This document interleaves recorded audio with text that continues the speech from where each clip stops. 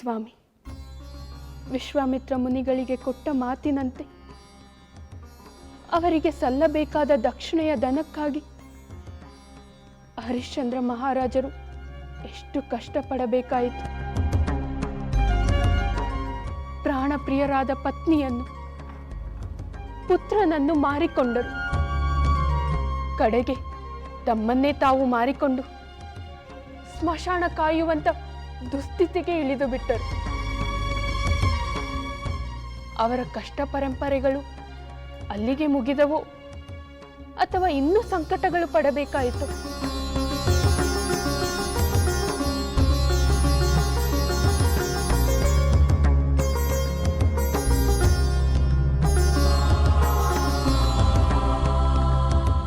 ಅವರ ಕಷ್ಟ ಪರಂಪರೆಯೇ ಇನ್ನೂ ಮುಗಿದಿರಲಿಲ್ಲ ಸೀತೆ.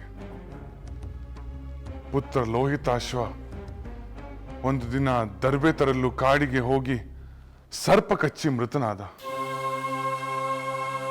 ಚಂದ್ರಮತಿಯು ಗೋಳನ್ನು ವರ್ಣಿಸುವಂತಿಲ್ಲ. ಪುತ್ರ ಶವ ಸಂಸ್ಕಾರಕ್ಕೆ ಗತಿಯಿಲ್ಲದ ಅವರನ್ನು ಆ ದಿನ ಮನೆಯ ಒಡತಿ ಕೆಲಸ ಮುಗಿಸಿಯೇ ಹೋಗಬೇಕೆಂದು ಕಟ್ಟಪ್ಪಣೆ ಮಾಡಿದರು. ಅದರಂತೆ ಚಂದ್ರಮತಿ ಕೆಲಸ ಮುಗಿಸಿ ಕಾಡಿನಲ್ಲಿ ಪುತ್ರ ಶವವನ್ನು ತಬ್ಬಿಕೊಂಡು ಗೋಳಾಡುತ್ತಿರುವಾಗ ರಾಜಭಟರು ಬಂದು ಮಕ್ಕಳನ್ನು ಕೊಲ್ಲುವ ರಕ್ಕಸಿ ಎಂದು ಸೆರೆ ಹಿಡಿದರು. ಅಯ್ಯೋ, ಎಂತ ಅನ್ಯಾಯ! ಚಂದ್ರಮತಿ ಅಂತ ಸಾಧ್ವಿಯನ್ನು ಮಕ್ಕಳನ್ನು ಕೊಲ್ಲುವ ರಕ್ಕಸಿ ಎಂದರೆ? ದುರದೃಷ್ಟ ಬೆನ್ ಹತ್ತಿದಾಗ ನಿಂತ ನೆಲವೇ ಕುಸಿಯುತ್ತದೆ ದೇವಿ. ಹಾಗಾದರೆ ರಾಜ ಚಂದ್ರಮತಿ ದೇವಿಗೆ ಅಪರಾಧಿ ಎಂದು ಶಿಕ್ಷೆ ವಿಧಿಸಿ ಬಿಟ್ಟರೆ? ಹೌದು ದೇವಿ, ಚಂದ್ರಮತಿ ದೇವಿಗೆ ಶಿರಚ್ಛೇದನದ ಶಿಕ್ಷೆ ವಿಧಿಸಿದರು. ಆ ಶಿಕ್ಷೆಯನ್ನು ಕಾರ್ಯಗತಗೊಳಿಸಲು ರಾಜಭಟರು ಅವರನ್ನು ವೀರಬಾಹುವಿಗೆ ವಹಿಸಿಕೊಟ್ಟರು. ವೀರಬಾಹು ಅವರನ್ನು ತನ್ನ ಸೇವಕನಾದ ಹರಿಶ್ಚಂದ್ರರಿಗೆ ಒಪ್ಪಿಸಿ ಶಿರಚ್ಛೇದನ ಮಾಡುವಂತೆ ಆಜ್ಞಾಪಿಸಿದ.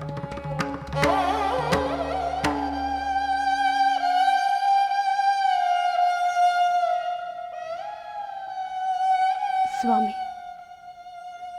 ಧರ್ಮಾತ್ಮರಾದ ಹರಿಶ್ಚಂದ್ರ ಮಹಾರಾಜರೇ ತಮ್ಮ ಧರ್ಮಪತ್ನಿಯ ಶಿರಚ್ಛೇದನ ಮಾಡುವ ಪರಿಸ್ಥಿತಿ ಬಂದು ಬಿಟ್ಟಿತ್ತೆ. ಹೌದು ದೇವಿ, ಶಿಶು ಹತ್ಯೆಗೆ ಮರಣದಂಡನೆಯೇ ಸೂಕ್ತ ಶಿಕ್ಷೆಯಲ್ಲವೇ? ನನ್ನ ಮನಸ್ಸು ತಳಮಳಿಸುತ್ತಿದೆ ಸ್ವಾಮಿ. ಹರಿಶ್ಚಂದ್ರ ಮಹಾರಾಜರು ಆ ಕರ್ಣ ಜನಕನ ಪರಿಸ್ಥಿತಿಯನ್ನು ಹೇಗೆ ಎದುರಿಸಿದರು?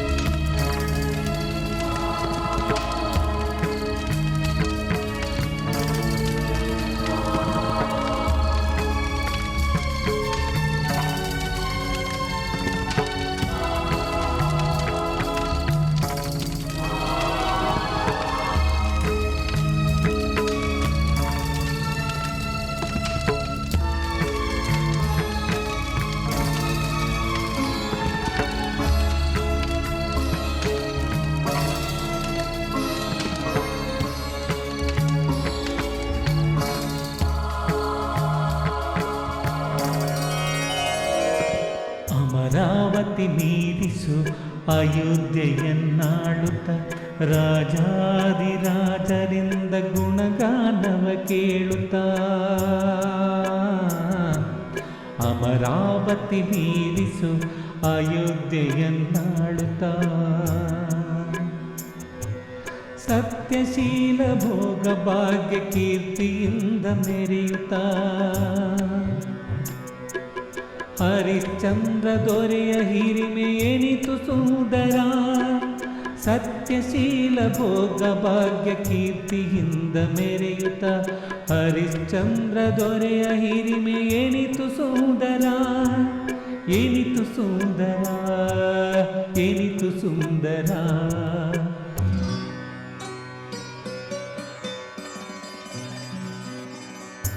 ಅಂತ್ಯವಾಗೋ ಕಾಯಗಳಿಗೆ ರುದ್ರಭೂಮಿ ಕಾಯುತ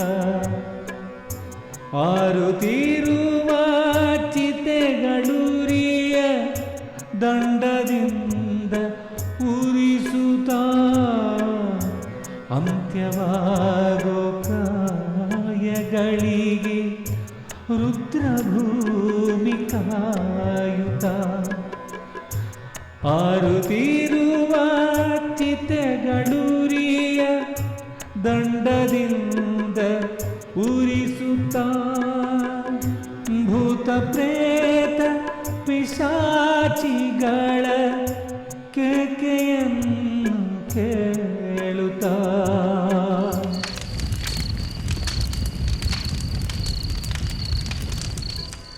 ಹರಿಶ್ಚಂದ್ರ ದೊರೆಯ ಬವಣೆ ಎನಿತು ಬೇಕರ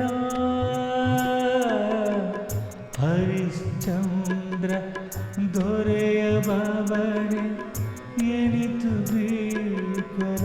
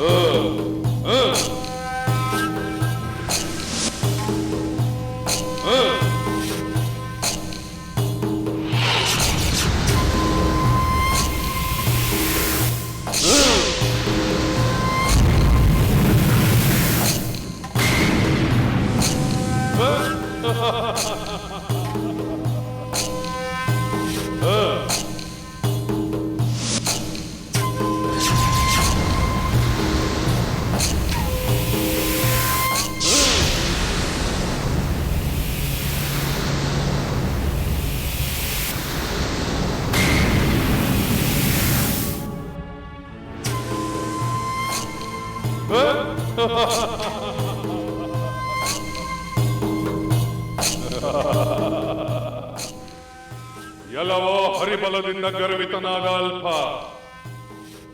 ಏ ರಾವಣನೊಂದಿಗೆ ಸ್ಪರ್ಧೆಯೇ ನಿನ್ನ ಈ ಸಣ್ಣ ಪುಟ್ಟ ಶಸ್ತ್ರಾಸ್ತ್ರಗಳ ಚಮತ್ಕಾರಕ್ಕೆ ಹೆದರಿ ಈ ರಾವಣನು ಓಡಿ ಹೋಗುವನೆಂದು ಭಾವಿಸಿದೆಯಾ? ಎಲ್ಲವಾ ವಿವೇಕಿ, ನನ್ನ ಪೂರ್ಣ ಪರಾಕ್ರಮವನ್ನು ಪ್ರಯೋಗಿಸಿ ನಿನ್ನನ್ನು ಧೂಳೀಪಟ ಮಾಡುವ ಮೊದಲು ನನಗೆ ಶರಣಾಗತನಾಗಿ ನಿನ್ನನ್ನು ರಕ್ಷಿಸಿಕೋ. ಇಲೇ ದಶಕಂಠ ರಾವಣ, ಬರೀ ಮಾತಿನಿಂದೇನು ಪ್ರಯೋಗಿಸಿ ನಿನ್ನ ಪೂರ್ಣ ಪರಾಕ್ರಮಗಳನ್ನು ಅದನ್ನು ಧ್ವಂಸಗೊಳಿಸಿ ನಿನ್ನ ಸೋಲಿಸಲೆಂದೇ ನಾನು ಸರ್ವಸಿದ್ಧನಾಗಿ ಬಂದಿದ್ದೇನೆ. ಮದಾಂಧ, ಈ ಅಪ್ರತಿಮ ಬಲವಂತ ದಶಕಂಠ ರಾವಣನೊಡನೆ ನಿನ್ನ ವೀರಾವೇಶವೇ? ನಿನ್ನ ಅಹಂಕಾರಕ್ಕೆ ತಕ್ಕ ಪಾಠ ಕಲಿಸುತ್ತೇನೆ. ನೋಡು ನನ್ನ ಬಲ.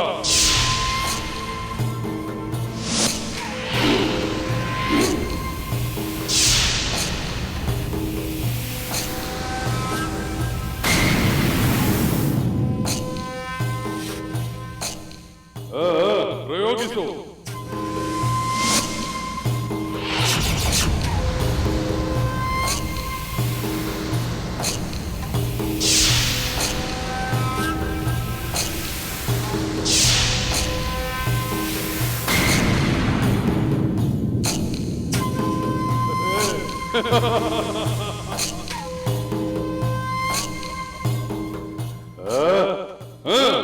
ದಶಕಂಠ ರಾವಣ, ನಿನ್ನ ಮಾತಿನ ಬಲ ಮಿಗಿಲಾಯಿತೆ ಹೊರತು ನಿನ್ನ ಶಸ್ತ್ರಾಸ್ತ್ರಗಳ ಬಲ ಮುಗಿದು ಹೋಯಿತು.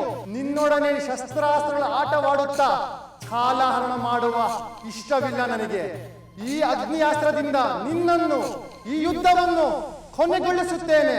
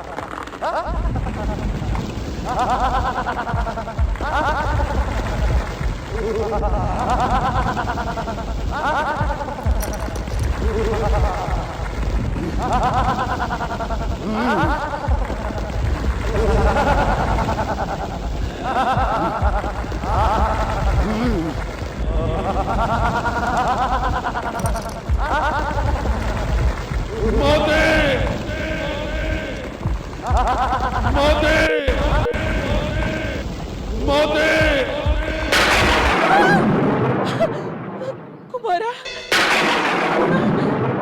ವಿಭೀಷಣ, ಕಂದ, ಇದೇನು ಮಾತೆ? ನಿಮ್ಮ ಮುಖದಲ್ಲಿ ಆತಂಕ ಮನೆ ಮಾಡಿದೆ. ಯಾವುದೋ ಭಯ ಕಾಡುತ್ತಿರುವಂತಿದೆ. ಕಾರಣವೇನು ಮಾತೆ? ವಿಭೀಷಣ, ನಾನೊಂದು ದುಸ್ವಪ್ನವನ್ನು ಕಂಡೆ. ನನ್ನ ಪ್ರಿಯ ಪುತ್ರ ರಾವಣ ಒಂದು ಅಗ್ನಿ ಪಂಜರದಲ್ಲಿ ಸಿಲುಕಿ ಪ್ರಾಣ ಉಳಿಸಿಕೊಳ್ಳಲು ವಿಫಲ ಪ್ರಯತ್ನ ಪಡುತ್ತಿರುವುದನ್ನು ಕಂಡೆ. ಅವನಿಗೇನು ಆಪತ್ತು, ಯಾವ ಆತಂಕವೋ, ಎಂಥ ಅಪಾಯವೋ. ವಿಭೀಷಣ, ನೀನು ಕೂಡಲೇ ಹೋಗಿ ಅವನು ಎಲ್ಲೇ ಇದ್ರೂ ಕರೆದುಕೊಂಡು ಬಂದು ಬಿಡು. ಕ್ಷಮಿಸಿ ಮಾತೆ, ಯುದ್ಧದ ವಿಷಯದಲ್ಲಿ ಅಗ್ರಜ ನನ್ನ ಮಾತನ್ನು ಕೇಳುವುದಿಲ್ಲವೆಂದು ನಿಮಗೆ ಗೊತ್ತಿಲ್ಲವೇ? ವಿನಾಕಾರಣ ಸಮರ ಸನ್ನಾಹ ಬೇಡವೆಂದು ನಾನು ಮೊದಲೇ ಹೇಳಿದ್ದೆ. ಅವನು ಕೇಳಲಿಲ್ಲ. ನೀವಾದರೂ ತಡೆಯುತ್ತೀರಿ ಎಂದುಕೊಂಡಿದ್ದೆ. ಆದರೆ ನೀವು ಪ್ರೋತ್ಸಾಹಿಸಿ ಆಶೀರ್ವದಿಸಿ ಕಳಿಸಿಕೊಟ್ಟಿರಿ. ನನ್ನದು ತಪ್ಪಾಯಿತು ಎಂದು ಈಗ ಅನಿಸುತ್ತಿದೆ. ಬ್ರಹ್ಮನಿಂದ ವರ ಪಡೆದು ಅಜೇಯನಾದ ರಾವಣನಿಗೆ ಸೋಲೆಂಬುದೇ ಇಲ್ಲ, ಗೆದ್ದೇ ಗೆಲ್ಲುತ್ತಾನೆ ಎಂದು ಪತಿಯಾದ ಆತ್ಮವಿಶ್ವಾಸ ಪಟ್ಟಿದ್ದು ತಪ್ಪಾಯಿತೇನೋ ಎಂದು ಈಗ ಅನಿಸುತ್ತಿದೆ. ಸ್ವಪ್ನ ಕಂಡ ಮೇಲೆ ರಾವಣನ ಪ್ರಾಣಕ್ಕೆ ಅಪಾಯವಾದರೆ ಗತಿ ಏನು ಎಂದು ಭಯವಾಗುತ್ತಿದೆ. ನನ್ನ ಸುಪುತ್ರನ ರಕ್ಷಣೆ ಹೇಗೆ ಕುಮಾರ? ಮಾತೆ, ಈಗ ಅಗ್ರಜನ ರಕ್ಷಿಸಬಲ್ಲವನು ಭಕ್ತವತ್ಸಲನಾದ ಶಂಕರನು ಮಾತ್ರ. ನಾವು ಈಗ ಆ ಪಾರ್ವತಿಪತಿಗೆ ಮೊರೆ ಹೋಗಬೇಕು. ನಿನ್ನ ಮಾತು ನಿಜ.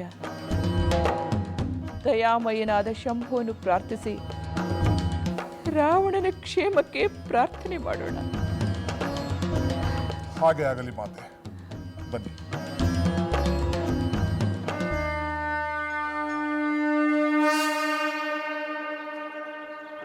ಓಂ ನಮಃ ಶಿವಾಯ. ಓಂ ನಮಃ ಶಿವಾಯ. ಓಂ ನಮಃ ಶಿವಾಯ. ಓಂ ನಮಃ ಶಿವಾಯ. ಓಂ ನಮಃ ಶಿವಾಯ.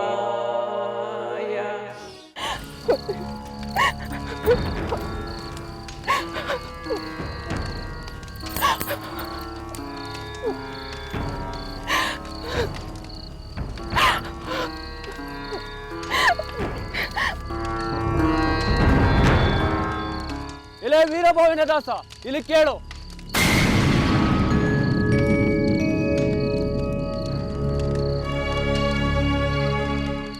ರಾಜಾಜ್ಞೆಯಂತೆ ನೀನು ಅಪರಾಧಿಯಾದ ಈ ಸ್ತ್ರೀಯ ಶಿರಚ್ಛೇದನ ಮಾಡಬೇಕು.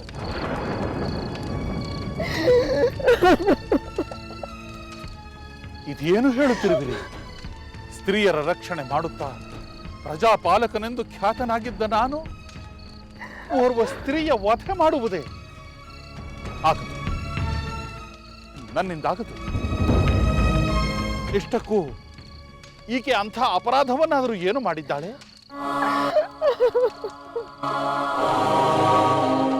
ಅದೇನೇ ಆಗಲಿ, ಸ್ತ್ರೀ ವಧೆ ಮಾತ್ರ ನನ್ನಿಂದಾಗದು ಸ್ವಾಮಿ, ನನ್ನಿಂದಾಗದು.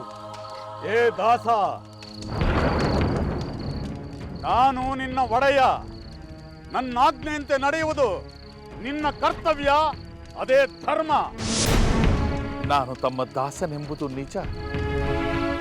ಉಚ್ಚ ನೀಚವೆನ್ನದೆ ತಾವು ವಿಧಿಸಿದ ಎಲ್ಲ ಕಾರ್ಯಗಳನ್ನು ಪರಮನಿಷ್ಠೆಯಿಂದ ನಾನು ಮಾಡಿದ್ದೇನೆ.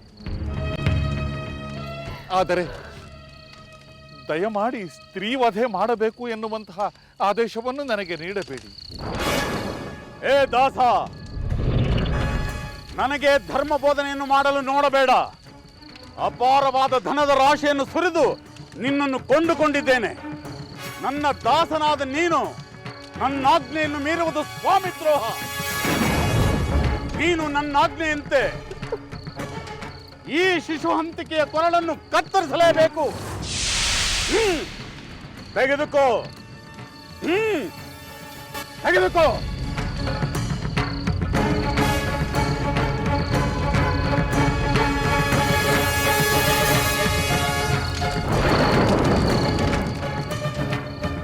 ತೆಗೆದುಕೋ,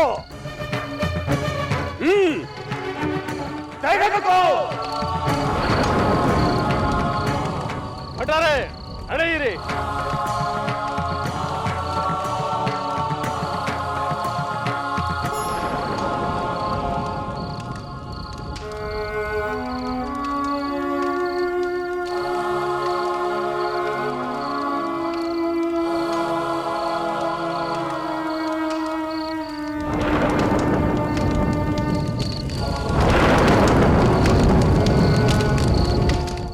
ಶಿಶು ಹತ್ಯೆಯಂತಹ ನೀಚ ಪಾತಕ ಕೃತ್ಯವನ್ನು ನೀನೇಕೆ ಮಾಡಿದೆಯಮ್ಮ?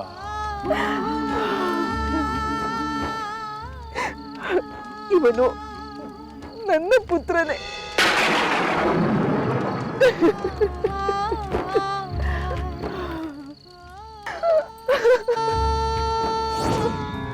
ಅದು ನನಗೆ ಸಂಬಂಧಪಟ್ಟ ವಿಷಯವಲ್ಲಮ್ಮ. ನನ್ನ ಒಡೆಯನ ಆಜ್ಞೆಯನ್ನು ಪಾಲಿಸುವುದಷ್ಟೇ ನನ್ನ ಕರ್ತವ್ಯ. ನೀನು ಸಿದ್ಧಳಾಗು. ನನ್ನ ಕೊರಳಲ್ಲಿರೋ ಈ ತಾಳಿಯನ್ನ ನಿನ್ನ ಬಡೆಯ ತೆರಕ್ಕೆ ತೆಗೆದುಕೋ.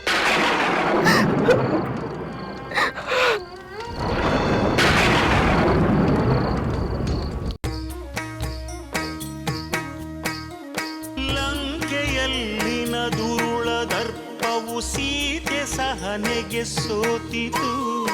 ಅಂಕೆ ಇರದ ಅಸುರ ಕುಲವು ರಾಮ ಬಾಣಕ್ಕೆ ಅಡಗಿತು. ದೂರವಿರಲಿ ಸನಿಹವಿರಲಿ ರಾಮ ಹೃದಯ ನಿವಾಸಿನಿ. ಯುಗವು ಯುಗವು ಸಾಗಲಿ ಅಕಳಂಕ ಪ್ರೇಮ ಪ್ರಬೋಧಿನಿ. ಅಮರ ಗಾಧೆ ಧರಣಿ ಜಾತೆ ಸಾಧ್ವೆ ಸೀತೆ ಸುಚರಿತೆ. ಸಹನ ಶಕ್ತಿ ಪತಿಯ ಭಕ್ತಿ ಲೋಕಮಾನ್ಯ ವಂದಿತೆ.